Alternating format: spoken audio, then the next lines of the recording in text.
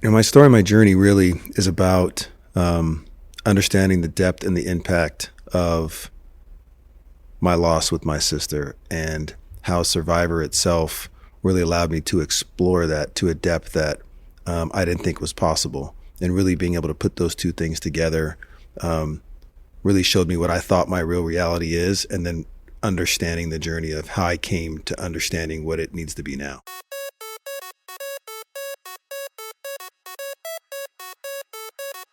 Hello and welcome to the Nutshell True Story Hour, a podcast for people who love stories. My name is Aaron Carnes, and I'm an author and one of the creators of In a Nutshell Storytelling, a monthly storytelling show in Sacramento, California. My co-creators are the world-class comedian Keith Lowell Jensen and Amy B., a storyteller and the person who pretty much runs this whole shindig. Every episode, we share with you one of our favorite stories told live at our show, followed by a conversation with the storyteller and how that story came to be. This week, Sacramento firefighter Joe Hunter tells a story about becoming a contestant on the reality TV show Survivor. Joe tells us about the trauma he'd experienced in his life that led him to apply to be on the show in the first place, and how the uncomfortable experience of being stuck on an island with a bunch of strangers for a month taught him how to live with his pain and to fully accept himself. The theme for the show that night was unreal reality, which resonated with Joe as he frequently struggled with understanding what was actually real while he was on a reality TV show. When we interviewed Joe later, he gave us a lot of deeper insights into his experience and even let us know how getting to tell his story on stage changed his life. Here's Joe's story. So 2021, I find myself on the couch looking under my TV stand with confetti from New Year's I haven't cleaned up, a ton of Legos from my kids, and I'm just covered in depression. I'm covered in shame. I'm covered in guilt. And I thought, this isn't where I was supposed to be. This is not my reality. This is not what's supposed to happen in my 40s. And I'm suffering from at the end of a really painful divorce for my wife and I. We lost the house, cars, everything. And I thought, this isn't where I'm supposed to be. How is this where I'm at? So I pick up the phone, I call my counselor, and I go, we got a whole bag we got to talk about. We got to talk about right now. Because I'm at the end of my rope. And she said, really what this is, Joe, is this is bubbling underneath the loss of your sister. We lost my sister to domestic violence, and unfortunately, the last time that we talked, we fought. The next morning, we lost her, and I didn't say I love you like we always do. So because of that, I was struggling, and we don't talk about that in life very often. So my counselor said, you know what we need to do is we need to deal with this, because that will really help you get through this time, is dealing with Joanna. And I thought, okay, here's how we're going to do this. We're going to think about something that she always wanted to do, and you're going to do that, and it's going to help you put her to rest both emotionally and mentally. I said, okay, deal. Well, she always wanted to be on the show Survivor. And for those of you that don't know, that show is a reality TV show, and it puts 18 people in the middle of nowhere. They don't feed you. They don't give you any shelter. It's just the clothes on your back. They require us all to be together and compete. And then, by the way, when you vote people off, which means you kick them out, they get sent to a jury, and then that jury decides if you win or lose. What could go wrong? Right? What could go wrong? Simple. Oh, and they film it, by the way, 24/7. It's pretty awesome. However, I do that. I say, okay, let's give this a shot for Joanna.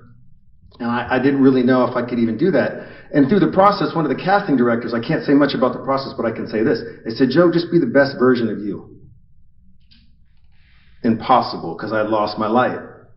There was no best version of Joe anymore. That didn't exist. I'm not going to do it. But I had to for Joanna. So what I realized was probably one of the most important things is something that I had to do was called integrating the shadow. I had to address my shadow, the thing that we don't always want to talk about, and the demons that lived in it. You're not going to get the best version. You're going to get Joe, and Joe's broken right now, but it's going to be the best broken Joe you can find. And I'm going to give you all of it. And that's what they got. But that was a hard reality because I had to embrace all those things that most people don't want to talk about, but embracing that shadow really helped me realize what my reality was at the time and what I could make it. Next thing you know, boom, I'm on an island and make it on the show. Awesome. Then right when I get there, I think, what have I done? It's just the clothes on your back. It's 18 strangers from all walks of life, and it's not your friends that you're sitting next to now. It's all the people that you don't like. For the most part, there's some great people. Eva, I love you. And in that process, I realized right when we land, I'm thinking, man, this now has to be where I live. This has to be my world, and this is what we're going to do. But the thing is, you make your own society. People don't understand. You make your own society. Well, why didn't you do this, that, or that? I don't know.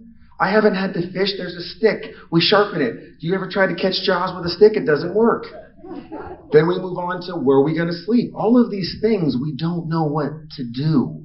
So we try to create our own society to make sure that we could survive. No pun intended. And in that process, you realize a lot of things. And actually, the first question I go, hey, real quick, if I need to float an air biscuit, where exactly do I go to do so? And people ask all the time, I need to use the restroom. There's no porta potties, there's no toilets. It's called the ocean is one option. The ocean, that sounds great. I'm telling you right now, when you go to use number 2, and you got Nemo or Dory swimming by you, it's not as cool as you think. And there's nothing to clean it up with. We don't like, that's called an aquadump, by the way. That's what they call it on the show, an aquadump. I learned that quickly. And then also, if we go on land, it's Coconut Grove. They make it sound nice. It's not. It's where you go to the restroom. But remember this. There's people in this audience that probably know individuals that with baby wipes and 2-ply and a normal toilet can't make it work, let alone a coconut in a hole. It's not easy to manage all of this. So the biggest piece is now, how do I make all this my world? Because it is my reality now. And I think, you know what? Well, I can't lean on the people that I need the most. My unit, my people, you're completely cut off. Not for 5 minutes, not for a day. If you're lucky long enough, I made it to the end. You go 20 some days and you've had zero communication with the outside world. Now, you might think that that's an awesome thing, but remember, isolation is a gift, but then you're left with your thoughts. And someone like me who was going through a lot, I'm in my thoughts all night. And that became my reality. And I had to make a new world for me on who I was and what I needed to be and be the best version of me now. I didn't have my kids. I didn't have my beautiful wife. I didn't have my mom. I didn't have the people that got me through the hardest times, which I was entering in now. How was I going to make this thing work? I thought, the other people here on the island, that's what we'll do. I'll lean on you, you'll lean on me, and we'll make it through. Hi, what's your name? Hi, well, I'm a stay-at-home mom. I'm like, that's awesome. I was a single dad for a little bit. We can get through that. That's going to be great. You're my buddy. Hi, I'm a coach. I coach all these athletes football. I said, you know what? I play football at UCLA. We're going to be great. Cool. Moving on. I'm into fitness. I love fitness too. And away we go. Now I have my people. I'll have my people. And then every now and then a huntsman spider might come down. And by the way, a huntsman spider, I bring this up because it's traumatic. We're talking about a thing big enough that it could wear a suit, talk to Bob on the way to work by the water cooler. They're large. And it affected me. So as I deal with all of this, all of a sudden I realize as we get down the road, this reality was not real. Because I'm thinking, man, I don't have my people to connect with. I don't have the people that meant the most to me. I have you here with me. Yeah, Joe, about that. What? Well, I'm not actually a stay-at-home mom. Yeah, I'm a doctor. I'm sorry? Yeah, and on that note, I'm not a coach, I'm a lawyer. And in fact, I've had my own law firm, and I've been a lawyer now for 20 years. Well, at least I got you. We got fitness together, right? Yeah. No. I'm a CEO and I own my own business. And I realized in this moment, this reality that I had made was much like I did back home. The people that I thought I knew sometimes let me down. People that you can believe in sometimes don't always come through. And then out of nowhere, unexpected friends like Eva, who I met on the island, who's a wonderful person and friend, just like in my real world. And I realized that in this path, and what I needed to do, I had to make this reality my new reality. It was something that I never thought I could do. I hadn't gone 14 days with zero intake of food at all. I didn't really know how I was going to manage that. Because I go 24 hours here, and I probably shouldn't drive a vehicle. Ask my wife. But 14 days in, I start becoming a different version of me. And I start realizing that I embrace those shadows like I had talked about. And it really allowed me to be the most vulnerable and authentic person that I could be. Now, don't forget, this entire time, 24/7, everything that we're doing is being filmed. And when I mean 24/7, I mean at night, all you see is red dots. Red dots meaning every single moment of your 26 days is filmed. I don't know about you, but I'm not always at my best every day, all the time, 24/7 when I haven't eaten. And by the way, I haven't showered. If you've gone 21 days without brushing your teeth, it's hot. Those moments really make you realize and you have to understand who you are as an individual. And because I had come out there in that moment to just try to be the best version of me for my sister, it allowed me to be authentic. It's hard to find that sometimes in people, but I wasn't even sure at times if I was going to be able to make it through this journey. Because I wasn't sure that I could handle more loss. I could handle more friends that weren't what I thought they were. I was struggling at work. I was struggling in life. And now all of a sudden I'm here on this island and there's people that I'm with that I can't even trust. And then luckily I was fortunate to make it a good amount to the end of this show. So we're almost at 3 weeks. And then we get letters from home. And letters from home, for those of you that don't know, it's the only communication you've had with the outside. And as I said, when you have that long of a time period with zero connection, zero text, I mean, I can picture my kids, I can smell them, I can picture the touch, I can hear my wife's voice, I can see my mom. None of that exists going through one of the hardest times of my life. There's no support group. So, this letter from home I read, it's from my son. My son at the time was 10. And you're hoping as a parent that certain things stick. And as I read this letter, along with a wonderful letter from my wife and my mom, my daughter, but this particular moment grounded me in what my reality really needed to be. The letter said, "It's okay to be afraid, Dad." I thought, wow. That's pretty powerful. And he ended it with, "Just be brave." Man. And I'm thinking, he's 10, and he's telling me 2 things that I try to do every day of my life and fail at most of the time. And it's great advice, but it rooted me back in what the real reality of me matters with my family. And that single moment, what it allowed me to do was be the most authentic, vulnerable person I could be to the entire world. I took that note of, it's okay to be scared. Be brave. Embrace the shadows. I pick up my bootstraps, I walk out to the beach, I ignore the cameras, and I talk to my sister for the first time. I said, well, this is where we're at, Jay. This is where we're at. I'm so sorry.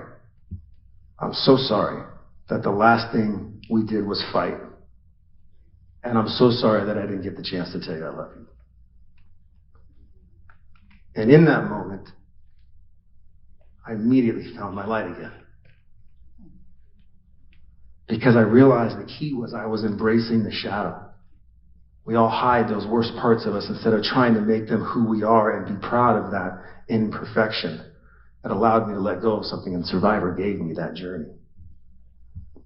And then I'm sitting there realizing I just created an entire new reality in a fake reality with people that I don't know.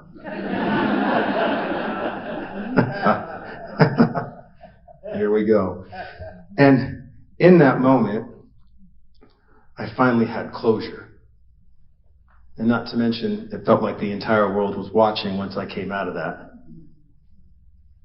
And then all of a sudden, we make it to the end. I think I do okay. And I'm thrust back home into this reality. And right away when I get there, I think everything's fine. I've lost 35 pounds. I don't have 35 pounds to lose. I did not look well. And immediately I go, I'm fine. I've adjusted. My reality is centered. So I'm around my friends. I'm around my wife and her friends. And I go, wow, wait a minute. They start talking and whispering, and I'm like, you know what? If they leave and go to the bathroom, I should go with them because they might vote me off the island. And I'm going to follow and make sure. Wait a minute. Fair. It's a difficult transition back into this because then I realize all of a sudden, too, it's time to go to bed. We need to do this quickly because the sun is setting. that's going to get into the canopy. Someone needs to fish, or someone needs to catch a crab before we go to bed. And by the way, I'm going to go use the bathroom, which is not outside by the redwood tree. You can actually use the restroom, the toilet. All of these things are new, and I'm trying to acclimate back into what this reality really is. And then I realized, wait a minute. I was just gone for almost a month. I was in an environment with people that got to see the real me, the raw me. But all the discussions that we had, everything that we had built, all the relationships that we had, most of them had been built out of a mistruth. And not to mention, it was on a platform where everyone could watch it unfold. And most people in the crowd had the answers, but I didn't. And then what that did is it took me back to the very beginning. I thought, wow, all I'm trying to do is really get my footing. I'm trying to figure out, why did it change? Why did I go through the divorce? Why did I go through all this hard time? Why did I lose my sister? Why is all this happening? I get on the show, why isn't this person being authentic? Why? And then it hit me. I thought, just like it did back in the very beginning, I had to redefine what was around me and how I viewed it. What my reality was is what I wanted to make it. But the hardest thing I did, and what the show really gave me, what Survivor gave me, along with my family and my friends, is for once, it was okay to embrace the shadow. It was okay to embrace those demons that no one really wants to talk about, or when you ask everybody how they're doing and most say fine. Rarely someone says, I'm just okay. I had floated in okay for too long. And then I was okay with accepting the fact that just my reality at the time just wasn't as great as people thought it was. I didn't want to let down anyone around me. I didn't want to let down my mom. I didn't want to let down my kids. And so I wore that. And so the reality that everybody saw wasn't really mine. But what the beautiful piece of Survivor did is it forced me to be the most authentic version of me, the most vulnerable version of me, so all of you could see the reality that I am and will be. And as I think back to when I was laying on that couch, looking under that TV stand at all those Legos and the kids' toys, I thought, what got me back here right now? And it was embracing and integrating that shadow.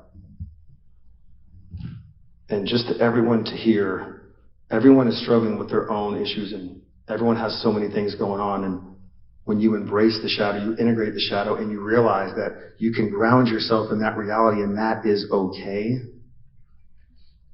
I just want the message to be, when you think about those demons that really chase you at night, when you think about those things that haunt us and run after you, and things that we don't want to talk about, the best way to handle those demons that chase you in the night is to stop and turn around. You just got to face them. So make your reality what it is now. And so for me, my reality now is, whether I'm broken, up top, on the bottom, or not, I'm damn proud of that. And I will always be me, and I will always be the proudest version of me. And I'm so thankful for you and letting me be here tonight with you. Ladies and gentlemen, thank you.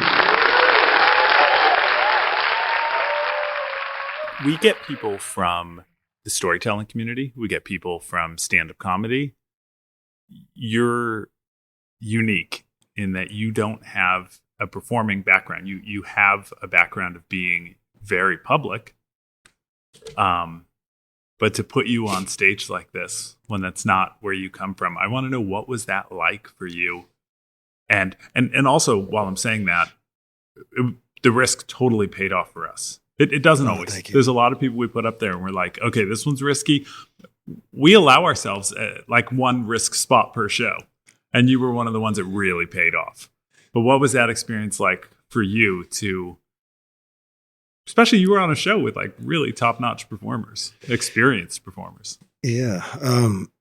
Thank you. First of all, thank you for the compliments. But I want to say that what that really was like for me was truly a life-changing experience, Yeah. because I recognized quickly that being on stage is one thing. And then being on a stage where I respect that platform so much just from watching comedy, watching stand-up, it's a very intimidating spot to be in, to talk about some of the most vulnerable pieces of me, and never having done that before.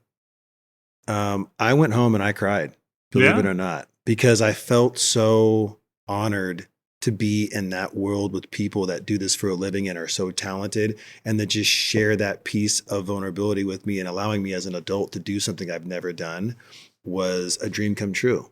So it changed me, and it really opened up my mind and my heart to, it's okay to try new things. So Yeah. it really changed me, sincerely. You got some good laughs. How'd that feel when you heard that? Like that, I mean, it's a feeling I'm addicted to. So when you got that first laugh where it was they were meant to laugh there, and they did. You know, it's so true. I had this extreme fear before we went on, because in my head, I'd really worked through this a lot and I'd put a lot of effort into making sure that I had some timing that was correct, my approach and delivery.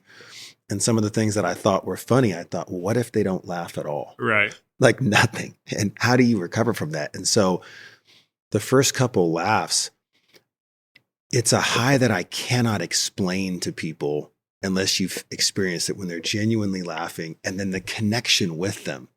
It gives you this momentum to settle into your story.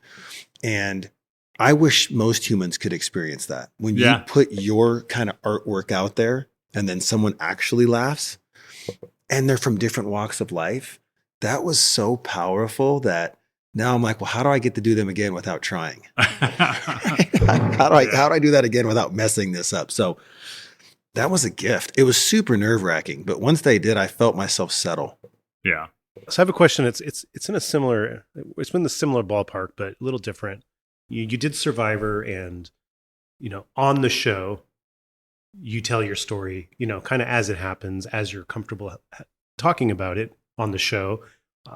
You know, once season 48 airs, you do interviews and you talk about yourself and you talk about your story.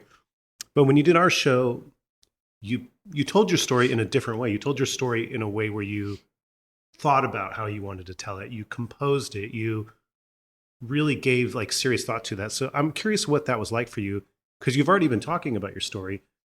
What was it like for you to think so deeply about your story, and like what parts of your story you wanted to tell and what parts you wanted to emphasize, and all that process?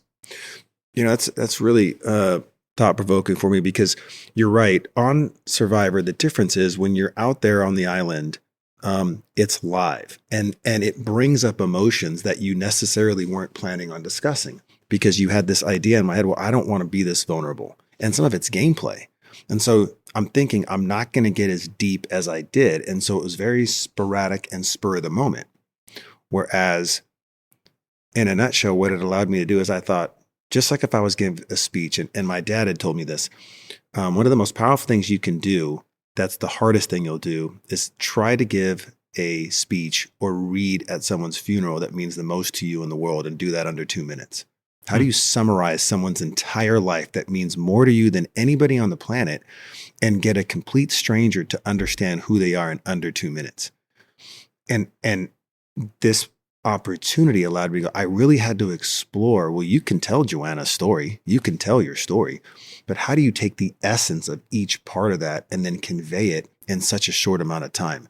And what it really forced me to do was really go into some of those dark places again that it's hard for people to do. And not only just think about all those memories, but actually process the emotion. Instead of just saying you're angry, what's behind the anger? Behind the anger is sadness, vulnerability, depression. And so the difference between the Survivor journey and being up on stage and talking about it was, I had to really formulate this in my head as almost writing a play. I wanted the audience to walk through these different scenes with me and connect with me on a level as if they were watching it unfold right in front of them, and get a deeper knowledge of me, as opposed to watching it live on an island. Interesting, yeah. You were a fan of Survivor before you went on. You mentioned gamemanship in your answer there. Everyone around you told they weren't as honest, they weren't as vulnerable, they misled you into what they did with their life. That was all part of their game plan, part of their strategy. Why didn't you? Why were you? And had you seen other players take that approach? You know, I really thought of it this way. There were so many variables that I did not know. What's it going to be like on the island? What's it going to be like once I see people? And what I mean by that is, even if you watch the show, I didn't know what elements they were going to add to manipulate that, idols, or what type of personalities I would be around. So I thought, if you develop a plan as you walk into complete chaos at my work, this happens a lot. If you overthink it, it's surely going to fall apart. So why not just build a structure that you can adapt when you get out there? Well, even that was difficult. So I thought, Joe, just be you, because you can maintain that no matter how long you're out there and no matter what they throw at you. If you're just you, you're going to probably go to the end, because you could at least be in a place where I can be authentic and navigate those challenges. Now, that doesn't mean that you're going to win. It just means that I'm going to be settled enough to process the information and then hopefully put myself in a position when those opportunities open up, I can have the strategy to back it up. So I just thought, be authentic. So it wasn't a lack of strategy. It was a different strategy. Correct. That's great. Correct. And then real quick, just for people listening at home, you mentioned in your life outside of there, you're a firefighter. Correct. So you walk into chaos a lot. I do. And being a fire captain now, what you realize is there's the what if. Well, what if this happens? We're going to do this. And when that plan is so wound tight, there's always the, yeah, but we didn't anticipate the person here, or these many people here, or these many injuries. So instead, you just have to have a structure. But you know what it mostly is you never let them see you sweat at work. Never let them see you sweat. And I tried to take that into the show for sure. So when I first invited you on the show, and I told you the theme was going to be unreal reality, I remember we talked about it a bit, and you thought you had sort of two ideas. One of them was that you wanted to talk about your survivor journey, and one of them is you wanted to talk about your sister's story and sort of the impact that had on you. It seems to me like you integrated the two ideas. Is that correct? That's 100% accurate. As I was sitting there really sketching out what I wanted to do, so I spent about 4 hours a day doing this. Oh, wow. And that's how much it meant to me, to be honest with you. And I broke those hours up. I would wake up at 4:30, and I did one from 4:30 to 5:30 before the kids went to bed. I did another about hour and a half session in the middle of the day while they were at school. And then I would stay up late doing about another 2.5 hours. And what I was doing, a lot of that was just taking down my notes of what I wanted to say and how I was going to combine these two, because I thought the survivor story is amazing when you really break it down on what actually happens out there. However, I feel like a lot of people in that field have done that, and the audience might know that. But what they really don't know is the deep parts of my sister. And I thought, well, what is real with me, back to being authentic, is both of these journeys were my reality and my story. And I need to combine them into one so you can really capture. And that's what motivated me to want to do this so well, is I truly believed in both of those journeys. So all I did was I mapped out how they overlap, how they intertwine, and how they make me what I am. Now, I also find it interesting that you talked about briefly that, I mean, they do overlap because, your reason for doing Survivor was dealing with the grief of your sister and everything. Your therapist suggested that you do something that she loved, and you chose Survivor. First, I'm kind of curious about why that was, but I also want to talk about the concept of the big jump and how the big jump really does strip you of everything, which I think is what you were talking about a lot. So can you first walk us through why you jumped to Survivor, and then did you realize it was a big jump you were taking? Yeah. My sister had loved the show, and I started watching it in the first couple seasons because of her. And I just didn't believe we could do it. I didn't believe we could do it. And I didn't believe that both of us could be on together. I thought it would be great TV because we would be at each other's throats and we would love each other and all those things, that dynamic. But really what I think in my head about the biggest transition, the biggest jump is most people in their life, if you talk to them, whether it's skydiving, whether it's being a comedian, whether it's being a teacher, whether it's, you hear people go, man, I've always wanted to do that. Or I should have done this. Or man, I used to want to get into mountain climbing or bungee jumping or whatever it is. And most people don't do what? They don't take the jump. They don't just try it. Yeah. It's like, have you even tried it? And so for me, I realized what was paralyzing me was the fear of what? The unknown. Of like, well, what if I failed? What if I get made fun of? I couldn't be on TV. I've never fished. I've never hunted. I've never X, Y, Z. And instead of thinking the why nots, think of, well, why not do it? And that position also gives you a lot of power, because once you put yourself in that role, you really can't lose, because no one can take that from you, because it gives you this freedom of, now that I know that I can do it, you really can't take it. That's why I can't really lose, because the journey was the mission, not winning the prize. Now, you talked a lot about integrating your shadow. Like that was a lot about your story. So what I'm curious about is, were you aware of this concept while you were doing it? Or was this something that was part of your processing of it after the fact? You know, that's a great question, because I didn't realize this. So I did some pretty deep therapy. And in that is where I really found out who I am. This is before and after? This is before going on the show Okay. Survivor. And this is what I mean by integrating the shadow, was I had to come to grips with, I really need to know who I am before I go on this island, because I was going to focus on my weaknesses. So I knew that once I didn't eat and didn't sleep, I was going to be a monster. So I needed to identify all my weaknesses. So what I learned in that was, if instead of saying, Joe, well, you're a jerk when you don't eat, you can also have a temper. You can also be emotional. You can also be a little judgmental. Instead of trying to change that to go on the island, I said, that's just who I am. I'm a broken, divorced at the time, middle-aged dad. And why does that have to be negative? That's just, it also got me right here. Mm-hmm. So that embracing what I call the shadow, I came to peace with before I went on the island. So I was more settled in the chaos. So it was actually part of your prep. Correct. To get you there. Okay. Correct, without a doubt. And it did, because if you don't really know who you are and you're about to be exposed to people, you could be in a world of hurt. Yeah. So what did your therapist say when you told them you were doing it, you were going on, and that you'd gotten on? Yeah. She said, what are you doing? Really? At first. So she wasn't totally on board. She wasn't on board at first, because she really wanted to make sure that I had done the work outside of our sessions, because she knew that I was about to be exposed for that long of days without your support group, without the things like her therapy and my people, that you were going to be totally vulnerable, and didn't want it to set me back. Didn't want me to be in a position where I had a breakdown afterwards because I was exposed. And once she figured out how rooted I was and who I am, she couldn't have been more happy. And totally supported it. Interesting. Yeah. I can understand her concern, because one of the kind of ideas behind this theme to begin with, it was unreal reality. Yep. I don't like reality TV for the most part, with some exceptions. I feel like it skewers reality. I feel like they manipulate people. They try to get them at their worst.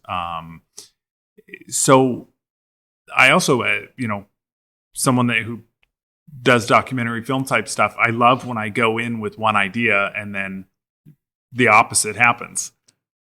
Your experience with reality television was fairly wholesome and helped you actually confront reality more. It didn't feel like they succeeded in manipulating you. Right. Yeah, that is kind of a...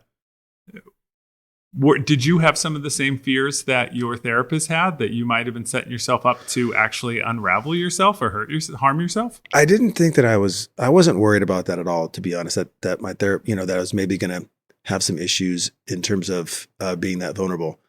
I was fearful of, I feel the same way that many of the reality TV shows that I've seen, I don't watch, but I'm aware of them, right? You see highlights. It did expose some of the worst in people, and sometimes unfairly so, but I didn't want that type of drama. But then the difference with Survivor is, if I feel this way, I really do, if you embrace how unique of a journey it is. The isolation, the not eating, the not sleeping, being on an island, abandoned. If you really embrace the journey, I think that it takes away from, the distraction of all the drama, and you really can have more of a, for me, like you said, wholesome experience, because the journey really was, I wasn't there to backstab and do whatever I wanted for money. I was there for my sister. Yeah. And so I felt like I had won the second I made it on the show. Right. So it did allow me to open up my mind to, I'm not going to get caught up in the drama, because that's not why I'm here. It helped. You had an interesting survivor journey too, because you had, I would say, two major moments in season 48, in terms of,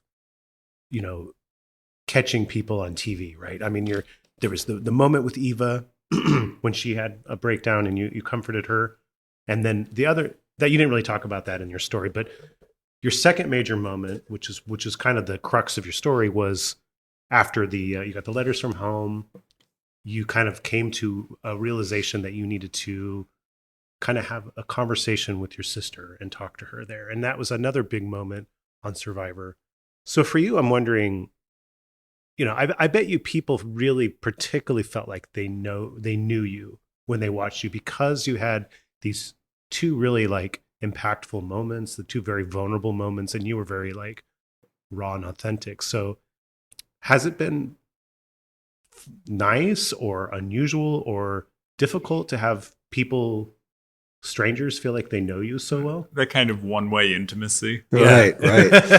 That's an interesting concept, but I'll tell you what it really, and this is honest truth about the whole matter, is what it really showed me was two things. One, remember, me being that vulnerable led to Joanna's Law, the law that was passed for in domestic violence, right? That's right, yeah. That led to the vulnerability, because 48 Hours also picked that up, and 48 Hours then did a special about what happened to my sister. And why I bring all that up. And that happened after your episode aired. After the episode aired. And why that matters is the impact of being that vulnerable really was affecting change and giving my mom some closure with having this horrible event with no real closure for her and this person getting the justice they deserve. And so that was the first piece. And the second piece is it really showed me the need for certain stereotypes, right? So you can be stereotyped. Male will look like a physical threat out there.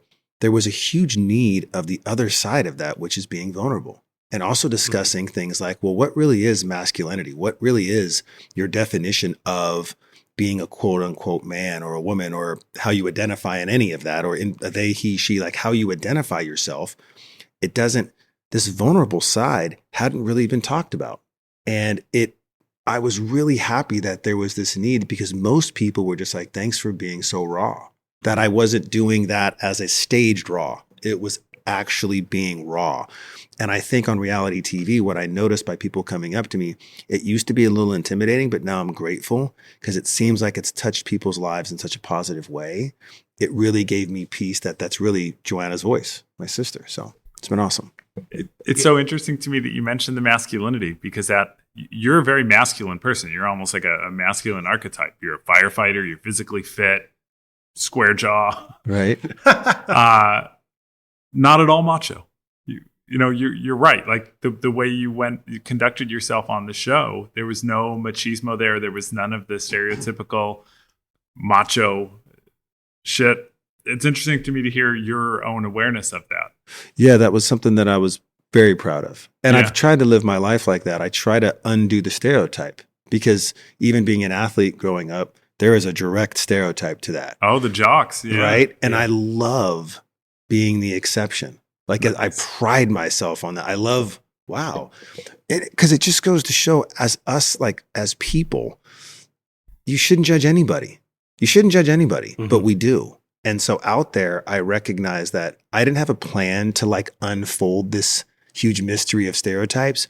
But again, I just knew, because I analyzed myself, this will be something that you've gotten feedback on. People are intimidated. Right. So I normally hold back, and I'm like, well, why don't I just be the real me? And being broken helps you do that, where I just didn't care. Mm-hmm. Yeah. I didn't care. I'm just going to be me. I'm tired of hiding, and I'm just going to be, and if you don't like it, you don't like it. On the topic of Joe being an archetype of masculinity, when in promotion for our show, we did Good Day Sack, and we've done Good Day Sack maybe half a dozen times. It's usually like Keith or me and like a storyteller. The only time that all of the women that worked at Good Day Sack were like, "Hey, come over here." They flagged Joe over to take a selfie with them. Never happened with anyone else. We asked them to take selfies with us. It's that vulnerability. I should have brought a puppy. Then we really would have closed the deal. The scene that Aaron mentioned, the Eva, is that her name? Yep. That was an Emmy Award nominated scene. And right before you did our show, you got to go down to LA to the Emmys. That's right. How was that? You know what? Amazing. I mean, to be nominated or be a part of a scene that was nominated for an Emmy. Think about the full circle that I talked about in the story, right? Of laying on the couch, depression, wrapped in those things. And then to be sitting there in that environment. And the real reason is why.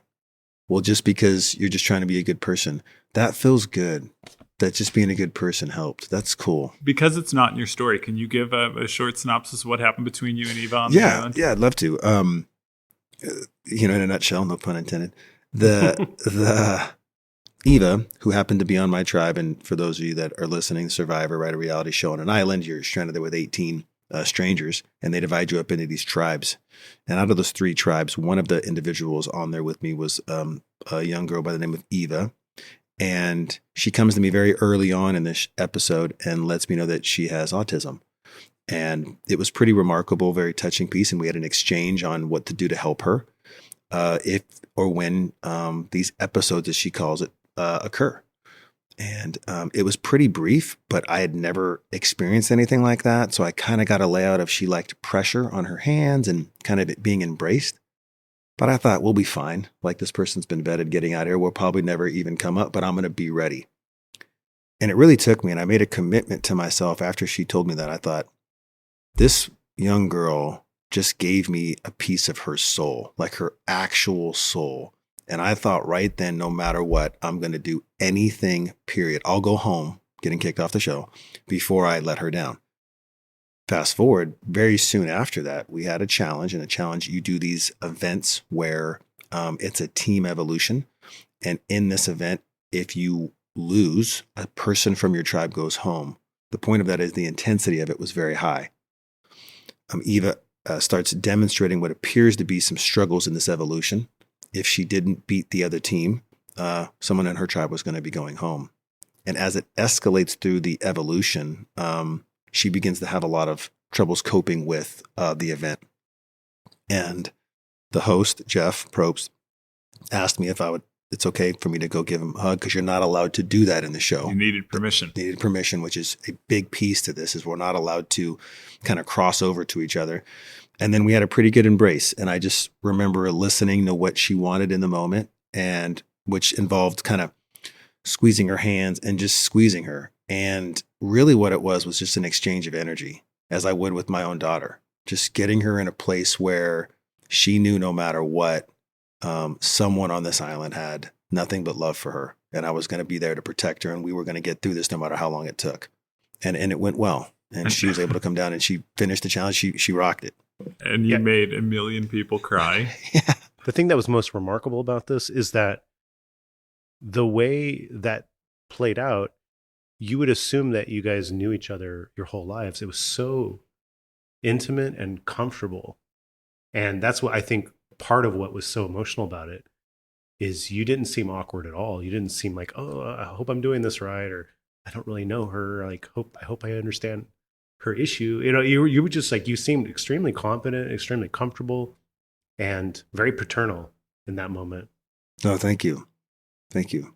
I feel like this would be a good moment to point out that Aaron and Amy are huge Survivor fans for anyone listening. That's awesome. And so that's how this happened, is they saw you on the show, realized you were from Sacramento, and, you know, loved your whole arc. And so what did you use to get a hold of him? So do you mind if I say? Yeah, please do. Yeah. He's on Cameo. And I sent him a message on Cameo. That's right. And he responded. And you know what's crazy about that is I had just no joke. I wasn't on that at all, and I wasn't going to get on it, and I had no idea what it was. And a producer was like, "Hey, this could benefit you to get on it." It took about 3 weeks of convincing, and I was like, "Okay, like I'll do it." And I had just set it up and didn't even recognize what the message was. It came across a different platform, Okay. so like luckily I was looking at it because I didn't even know I wasn't going to even paying attention to it. And so you it's pretty cool.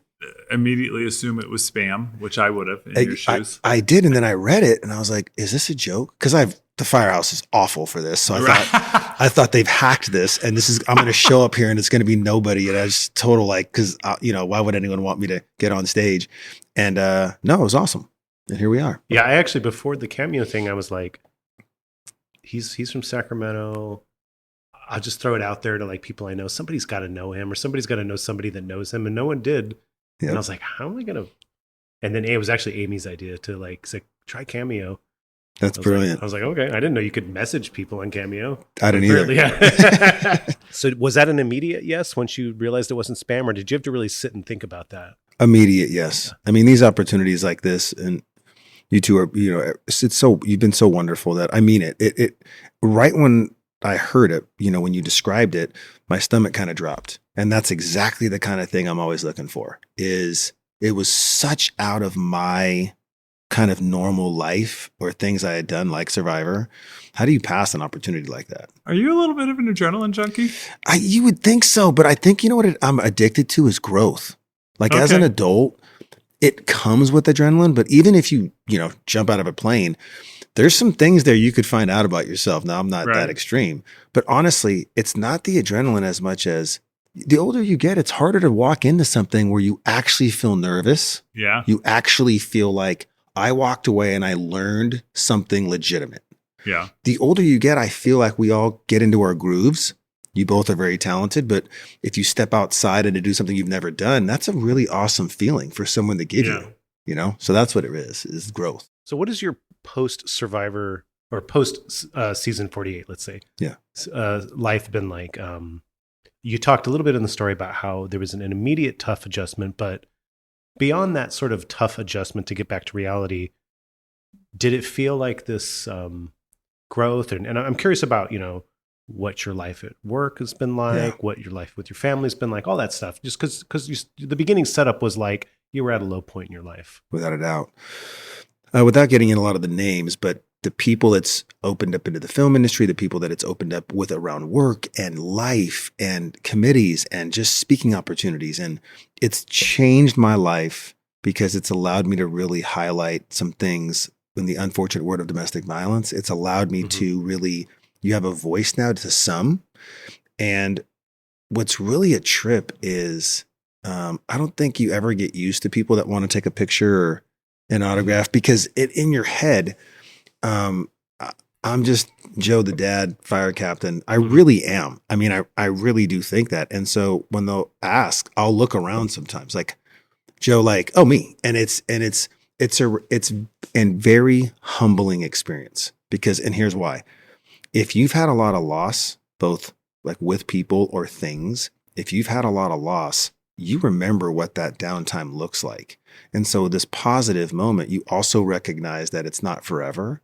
So you can keep it in its place. It's not that I don't appreciate it, but the 15 minutes fades, you fade, we all fade. And it just allows me to keep a level head. So I'm just grateful is the answer. There is definitely a thing, and I don't know where the line is, but people who are very young get famous or whatever, they maybe don't understand what they have and they might go kind of chaotic with it. But, you have people later in life in their 40s, whatever, that never had fame or whatever, they get it. I think they have enough life experience to have a little perspective on it. 100%. Like I love the band Run the Jewels, the rap group, right? Yep. Those two guys have struggled in the indie world their whole lives. And then in their 40s, they kind of reached this level. And I saw them live when they were first blowing up. And I could tell that they were just having the time of their lives and that they were super, super like appreciative of what life had given them. Like it was not lost on them because they had struggled so long and it wasn't a given that that's what the way their life was going to turn out. And I feel like that's something that's beautiful about gaining some kind of success or turn in your life later in life, is that you can appreciate that it's a gift. It's a gift. Yeah. I saw them open for Wu-Tang. Yeah. Are you serious? Yeah. That's amazing. And they were up there going, we're opening for Wu-Tang. like they themselves were blown away by it. And I loved that. Yeah, I mean, I think you're right. I think they're really appreciating every second of it. Yeah. One, it's like here, like the Sophia, the theater, both of you, I'm not kidding you. And, the watch parties or any event here, why the theater has been so special is I even look at concessions to everyone helping usher, like behind the stage. Every single person I'm crossing paths with, I would have never met. And they're wonderful people. And this community that's committed to the theater and committed to things here, I would have never crossed paths with any of them, in theory. And so it also, like, that's what I'm grateful for is I guess I can sit back now and go, remember when, Joe? Like, remember when you were here? And like, you're here, man. And like, it's not going to last forever. So just take a second, be thankful. And the best word to describe it is being grateful. I don't think people live in gratefulness a lot, and I'm very grateful. It's a good place to be. Can I ask you about the silicone band around your right wrist? Yes, of course. So I'm wearing a purple bracelet that says "Be Joanna's Voice." Abuse is not love. And my mom developed this right after my sister passed, and we were just trying to think of a way because no one was believing what really happened to Joanna. So she made this purple. Purple's my sister's favorite color. White really catches the attention, is the lettering around it. And we've never taken them off since we lost her. And we buried some with her. And it just reminds me daily of grounding myself and being the best version of me that I want to be. And so I give these out every now and then. I'll see someone hurting. There was a woman in the airport. I won't say where, but we were far away. And she was sobbing. And so I just walked up to her and I said, are you okay? And she had been just hit and she was having a domestic dispute with her person and security was coming over. And I just gave her a bracelet. And in those exchanges, I can't describe to you how authentic that is. And I feel like it's also Joanna working in her magic. And so I wore this on the island. And it kept me grounded, and it just reminds me every now and then that I'm very lucky to be here, and Joanna's always with me too. So the work that you do, what is sort of your primary goal in terms of helping people, with this issue of domestic violence and abuse and stuff? The goal is really straightforward. The goal is just awareness, but it's also about the numbers are so high, specifically in Sacramento and in some of the more wealthier areas, that the numbers of call volumes for domestic violence are so high that I just want to create a place where you got to speak up and you got to get heard, because there's help that can really guide you in the right direction. So my goal is to make sure that at the end of the day, no family ever experiences what we did. So is the awareness, do you think it's most important for people to be aware that domestic violence could be happening to someone they love? Or is it about, if you're in the situation, how to communicate with people to get out of it? Or is it a little of both of that? It's definitely both. It's just, you'd be shocked at how many people, 1 out of 4, that are experiencing domestic violence. And it's about have a little more grace and look around you to the closest people around you. And then also those that are in it. This is what you do to get out. Mm-hmm. So both of those are absolutely the goal, awareness for sure. I want to ask, kind of jumping off of the opening question, I didn't realize how much time you put into it and as your story, which I'm very appreciative of, that you took it that serious. But I'm curious, as a first timer, if you had any advice for would-be storytellers, like what would you tell them? Like if you've never told a story before, this is what I would suggest you do. What I suggest for any future storytellers is this, that first and foremost, take it seriously. I mean, it's your opportunity. You don't get a mic, a captive audience where they're kind of forced to listen, at least for a little bit. And, I would say take it seriously and think of it as if this was your last several minutes on this planet and this is all you're going to get. You're never going to get to say anything again to any other and everyone's going to film it, everyone's going to watch it. But when you walk off the stage, you never get to say another word to another human being. What would you want that message to be, and how would you deliver it? Regardless of the topic, this is the last time they're going to hear your voice. And what type of impact do you want to have on the people there? All depends on if you really give it your soul. So give it your soul. Now, I know you can't talk about season 50 much because it hasn't aired, or it's probably going to be in the process of airing when this drops, but You are allowed to say that you're on it. That's public information, right? That is 100% correct. Okay. But I want to know, we've talked a lot about why you chose to do season 48. So was your reason to do 50 different? That is really interesting. So because it was like for context, it was like a year later that you recorded the actual episode, right? Or correct. Show, so it was within a year, which is pretty quick turnaround for a show like that to be asked to go back on. So I didn't apply, but I was asked, and it was a huge honor, and I didn't see it coming. So there's twofold. One, I had made a commitment after this journey, right? And I figured out my reality, and I went down this road with Survivor. It was so impactful that I had made a promise to myself that no matter what they ask me to do, meaning come back on, I will always give them everything because of what they gave me. They gave me such a journey that I just thought that wasn't the plan.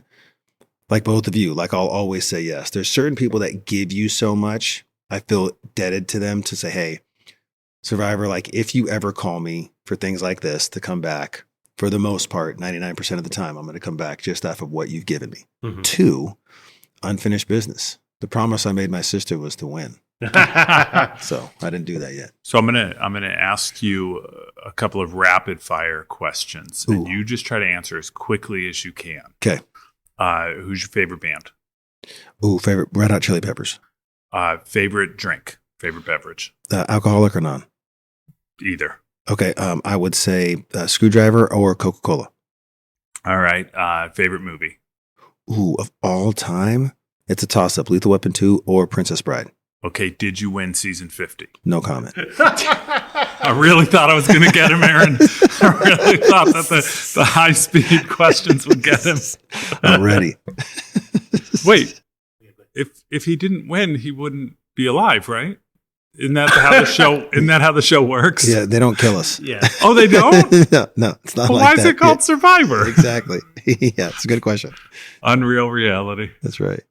Amy, who's not here today, she came up with the whole thing about Survivor rules, and she really feels like, you can learn a lot from life from Survivor. There's like it sheds light on humanity. Do you think that's true, having done it, or do you feel like it's such an heightened sort of situation that it maybe doesn't apply to life? You mean as a viewer, like not just the participants, but even the people viewing. Like for instance, like the worst thing you can do in Survivor is quit, right? Okay. Like no matter how bad you're doing and people are judging you or thinking, negative thoughts about you, if you don't quit, like they can still respect you for that. If you quit, like you kind of lose all respect. So kind of like the rule is like, don't quit, right? Like nobody likes quitters.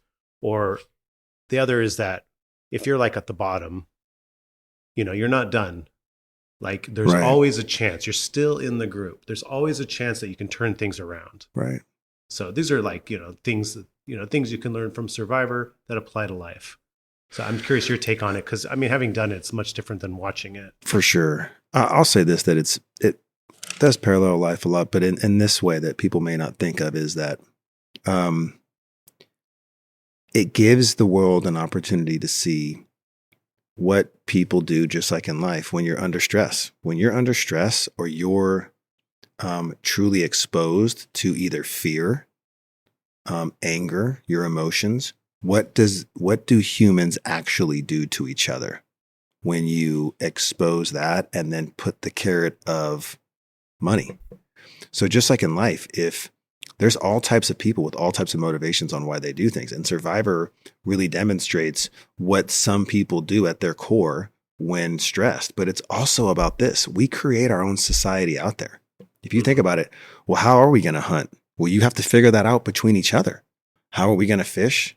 How are we going to build a shelter? Seems simple, but you have to figure out how you're going to do that as a team. So it only mirrors reality or society here is if you stripped us all to our core and you took away a lot of the things, what would we do as a society? How would you function? So I think it has elements of it, but at the end of the day, what it really shows is what humans are capable of, both on the most vulnerable side and being authentic, and on the other side, villainous, right? Just like in real life. The last thing I'll say before we wrap up here is I love that you brought up the going to the bathroom issue, and that everyone asked you about that. And the reason I love that is because I like to backpack, and I'm pretty good at roughing it.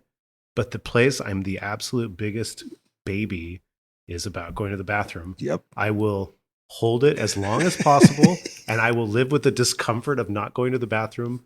So for true. Days upon days. It's also what's so kept true. me from joining you on the trail. Yeah, like so- it's the biggest obstacle for me. I'm like, oh, hiking sounds great. I don't want to poop in a field. Yeah. You know what? And just for those that might have missed it, and this is serious, of all the things we step foot on the island, and I'm thinking there's just a rush, because there's probably 85 cameras, production, boom mics, everything's there. Jeff's standing there as you do that first marooning. The energy of the other people, it's finally happening. And I am not kidding you. The second, and you go right into a challenge, right?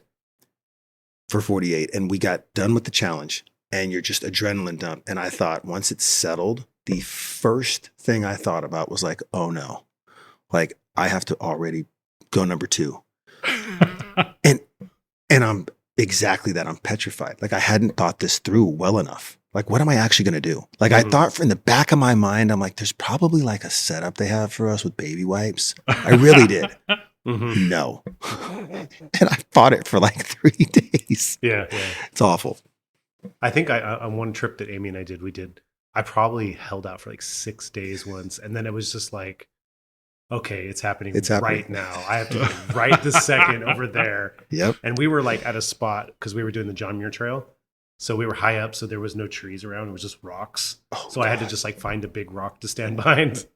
Well, you want to talk about like really finding out how vulnerable you can be in that position with your clothes off. Doing that is probably the most awkward, uncomfortable, exposed you can be as a human being. Yeah. Squatting down to do that. It's pretty awesome. If you like what we do here at In a Nutshell Storytelling, you can support us by becoming a paid subscriber on our Substack at inanutshellstorytelling.com. We're a small artist-run creative business, and paid subscribers directly help us pay our storytellers, pay ourselves, and keep this whole scrappy, beautiful experiment going. And this is one of our favorite parts. We give a shout out on the podcast to new paid subscribers. First one is our homie Ed Lewis. Oh, man. Okay, so Ed has the most amazing collection of shirts. Every time I see him, he has a different patterned shirt with like birds and flowers and rocket ships. Yeah. Yeah, he's a friendly guy. And he's also just really nice and welcoming. He isn't like that dude. He was the first person to become a paid subscriber Yes. back when we started the podcast. So he's been very, very supportive. And our second person who became a paid subscriber is Kevin Woodruff. Kevin Woodruff. Hi, Kevin. Hi, Thank Kevin. you. Thank you. And also, the third person to ever become a paid subscriber is Ashley Bernstein. Hi, What's Ashley. up, Ashley? I really like those Bernstein bears. Is that really how it's Yeah. spelled? Mm-hmm.